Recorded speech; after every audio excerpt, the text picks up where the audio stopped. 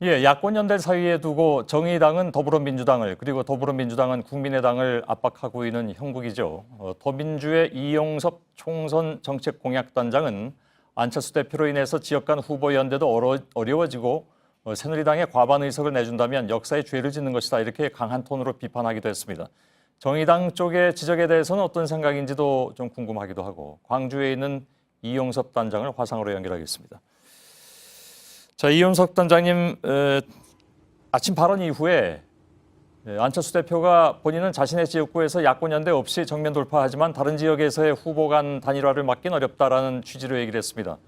그래서 혹시 더불어민주당과 국민의당 간의 지역 간 후보 단일화는 좀 더 활성화될 수 있지 않겠냐라는 분석도 나오긴 했으나 조금 전에 김성식 최고위원의 얘기를 종합해보면 꼭 그런 뜻은 아닌 것 같기도 합니다. 어떻게 받아들이십니까?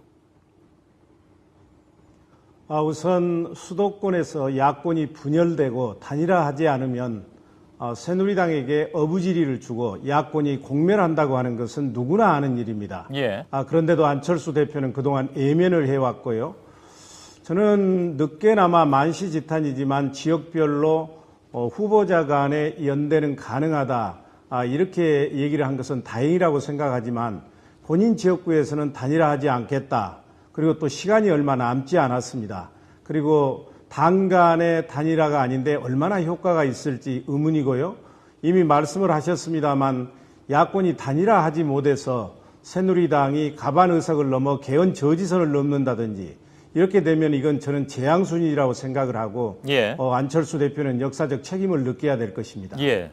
그러나 김성식 최고위원의 얘기를 들어봐도 그렇고 또 안철수 대표가 평소에 얘기해온 것도 종합을 해보자면 지금 말씀하신 것은 어디까지나 선거공학적 문제 아니냐. 다시 말하면 양당 체제에 그만큼 염증을 느끼고 있는 국민들이 많이 있고 그것이 새정치로부터 먼 것이라면 이번에 뭐 일정 부분의 희생을 치른다 하더라도 다당제로 가는 매우 중요한 계기로 삼겠다.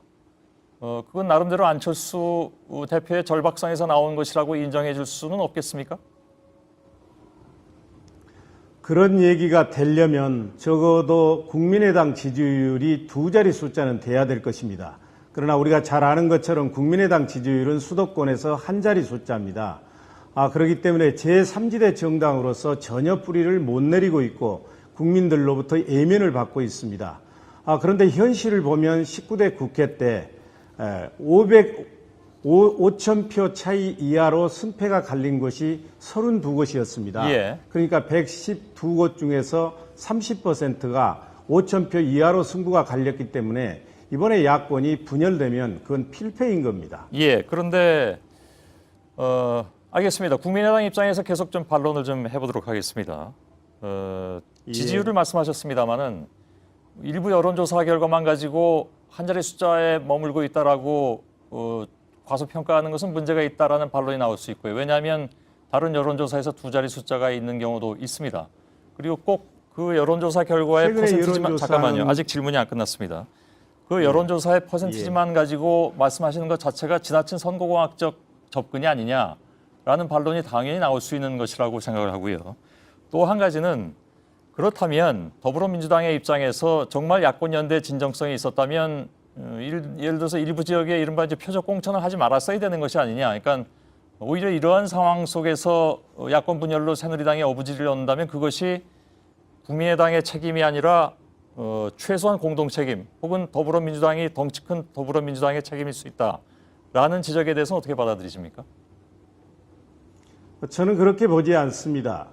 국민의당에 계신 분들은 더불어민주당을 탈당한 분들이기 때문에 우리가 통합이나 단일화하지 않으면 필패하고 그것은 새누리당에게 어부지리를 주는 것이기 때문에 예. 3월 2일 날 김종인 대표가 통합을 제안했지 않습니까? 예. 여기에 대해서 안철수 대표가 뭐라고 얘기를 했습니까? 통합은커녕 단일화도 할 수 없다.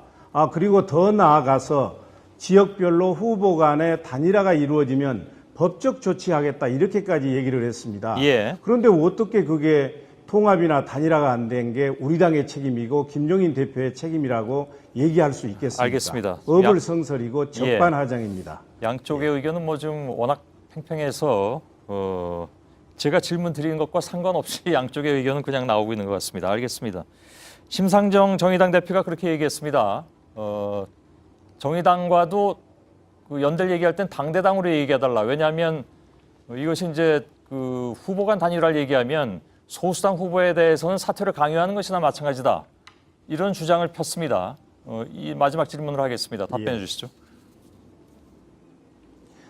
우선 우리는 그동안 누차에 걸쳐서 얘기를 했습니다. 정의당과는 정체성이 다르기 때문에 통합은 불가능하고 당대당 연대도 어렵다. 그렇기 때문에 지역별로 후보자 간의 연대와 단일화를 해야 된다는 입장이고요. 예. 그리고 한 가지 여기서 명심해야 될 것은 국민의당이나 그리고 정의당이나 마찬가지인데 이번 연대는 옛날처럼 선거구를 나눠먹기식으로 해서는 안 됩니다. 예. 각 지역별로 가장 경쟁력 있는 후보가 단일 후보가 돼야 새누리당 후보를 이길 수 있기 때문에 예. 노회찬 후보가 했던 것처럼 각 당이 후보를 냈고 거기서 경쟁을 통해서 가장 경쟁력 있는 후보를 내놓아야 한다는 것이 알겠습니다. 우리 당의 입장입니다. 예, 여기까지만 또 듣도록 하겠습니다.